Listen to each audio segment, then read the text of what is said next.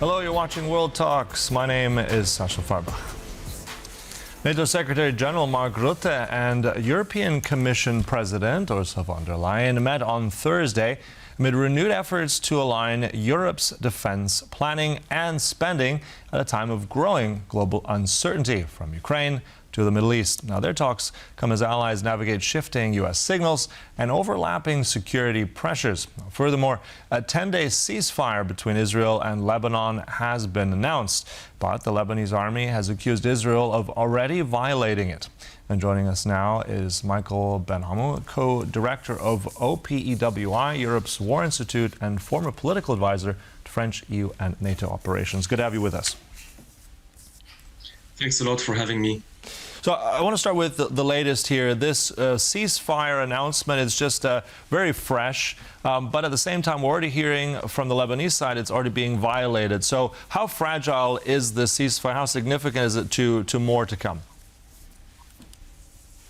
What you see in the Middle East in general is that you have three states which are very serious from a military standpoint. It's Turkey, Iran, and Israel. And unfortunately, you have states who have less military power, less societal coherence, and Lebanon is in that category for sure. So Lebanon is right now being threatened by Israel, but also by Iran, and maybe tomorrow by Syria. It is a very difficult situation for this country at a moment of history where America's military protection or military presence is declining all over the world, whether in the Middle East or in Europe, which is reinforcing regional struggles between nations, whether in the Middle East, in Asia, but you also see that to some extent in Europe. Mm-hmm. All right. But also given with what we have in the Middle East at the moment, it's very precarious. Looking, though, at the same time, Israel has not decided to pull out its troops. They're still in Lebanese territory. But also looking at what President Trump has said, that he thinks that, a deal is very close with Iran. So again, do we take it with a grain of salt? Are we moving towards something more tangible? What's your assessment? No, I mean, Israel is basically to anticipate the quasi-departure of American forces in the Middle East, because of this blunder in March, this operation in Iran is a huge strategic mistake. So because of this blunder, Israel is now planning the Middle East in 10 years from now. And again, this Middle East is going to be handled in this tension between Iran, Turkey, and Israel mostly. And so they are carving out a space in the south of Lebanon to protect itself from missiles and drones coming from Hezbollah. Israel knows that Hezbollah is not going to disappear. They know that the Lebanese army will never be able to control Hezbollah. So what they're doing, they're pushing out all the Shias in the south of the Litani River to control that part of Lebanon and maybe redesign it with communities that are better aligned with Israel's security interests, the Druze and the Christians. This is already what Israel is doing in the south of Syria at the moment. And this is also why Israel is pushing in the West Bank, in Gaza. They're basically trying to have the strongest country possible to anticipate what is going to come in 5 to 10 years, which is a direct struggle between nations in the Middle East who have a strong military. Mm-hmm. Interesting, Michael, you called this effort by the United States in Iran and Middle East a blunder. One of those key components right now continues to be the Strait of Hormuz being blockaded right now by the United States. At the same time, I want to kind of move into, you said, influential military powers. Let's move it also into Europeans for a moment. The UK and France are set to have a meeting with 40 nations. Basically, this will be happening on Friday, about the freedom of navigation in the Strait of Hormuz. What do you make of that kind of meeting? I mean, and what kind of leverage, power, influence does the UK and France have in all this? I mean, they've been criticized by the Americans. How do you view this plan? Sascha, this is a world of threats, but also opportunities.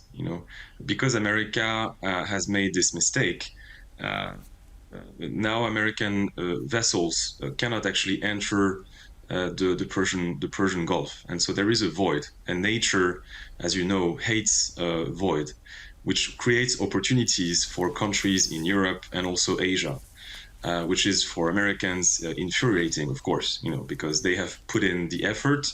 This effort has been botched, and now other nations may actually profit from this mistake.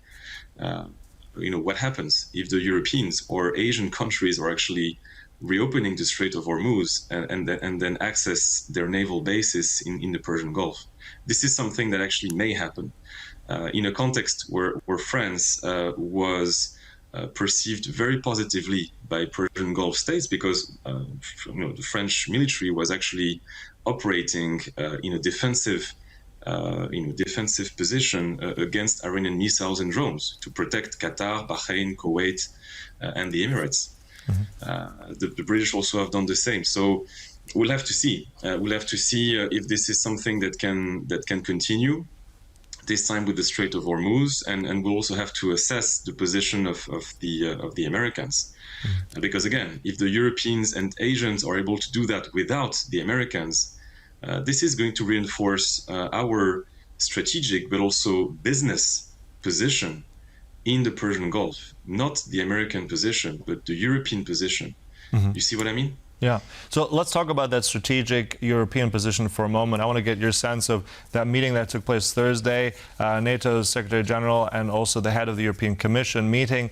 Now, looking at very broadly and very efficiently here, that relationship, looking at who is leading Europe's rearmament, I mean, ultimately, is that NATO? Is that going to be the EU with now more and more funding? Do you sense there's a spat between these two? Who is ultimately going to be leading that chain of command in a way, if you can put it that way? Yeah, I think what you're seeing right now is a silent American departure from Europe, and what people call a European NATO. NATO being more and more a European organization with a strong American partnership. You see that in many numbers. During the Cold War, the Americans had 200,000 troops in Europe. Now they have 80,000 troops. And people say that soon it's going to be 60,000 troops.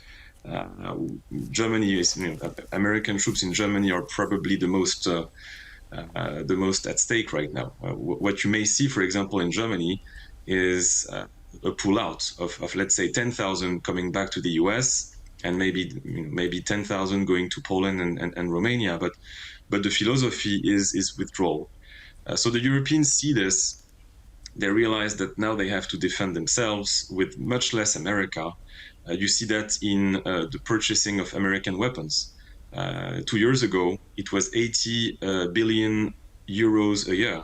Now it is 40 billion euros a year, because Europeans are now cooperating more on the military front, thanks to the European Commission efforts. You also see the same trend with command posts at NATO. Naples, for example, in the Mediterranean, soon is going to be led by an Italian admiral and not by an American admiral, as it was for the last 80 years. So all these signals, I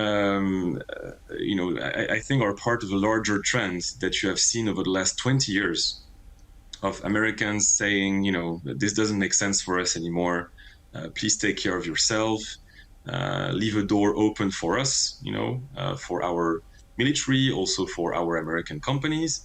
But we cannot manage this anymore. This is costing Americans still $30 billion a year, protecting Europe, and this is money that Americans do not have anymore. But at the same time, I mean, that's one of the arguments that Donald Trump always says, that they're paying for NATO. But at the same time, and we've seen huge expenditures increase from European countries, essentially also from across the board, also not just from their own defense budget, but generally. So that's not one that really holds so strongly. But I want to ask you also, recent meeting as well with the Secretary General in Washington, meeting with Trump. I mean, he's someone who always tries to be conciliatory with the United States, with Donald Trump.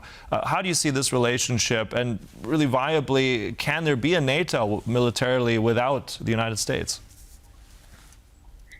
I think it is possible to have a NATO without the US. When I began my career in Kosovo, this is what we had. In KFOR, the NATO mission in Kosovo, you only had 10% or 15% American troops, and so they were doing intel and logistics, and KFOR was and is still, by the way, led by European nations, and everything was functioning well. For Americans, Europe will always, I think, remain interesting because of its geographic weight. For example, a naval base like Cadiz in the south of Spain, is strategically is very important for the Americans. I don't think they're going to leave. So you will always have this bond. But it's honestly it's becoming too costly for the Americans. 30 billion is actually a lot of money compared to what they're gaining from it on a yearly basis. Yes, this year they're winning 40 billion in military contracts, but this number is going to draw down. They know it, we know it, the Congress knows it, and so but at this, is a reduced relationship. Yeah, but at the same time, like we have to mention, I mean, what Americans spend themselves, that's one element, right? It's that they're not buying someone else's defense, and they're also doing it for themselves. But the Europeans are increasingly doing this also, investing that money. So it has to be said that it's not the Americans paying for NATO. It's actually many NATO countries paying out of their own budget for their own defense and their own capabilities, and also more contracts for European defense as well. Look, we'll have to close it there. Thank you so much for all that. Really a pleasure having you. Michael Benhamou, Co-Director OPEWI. Thank you so much. Thank you. And thank you for joining us, but stay right here on TVP World for more news and commentary. Goodbye.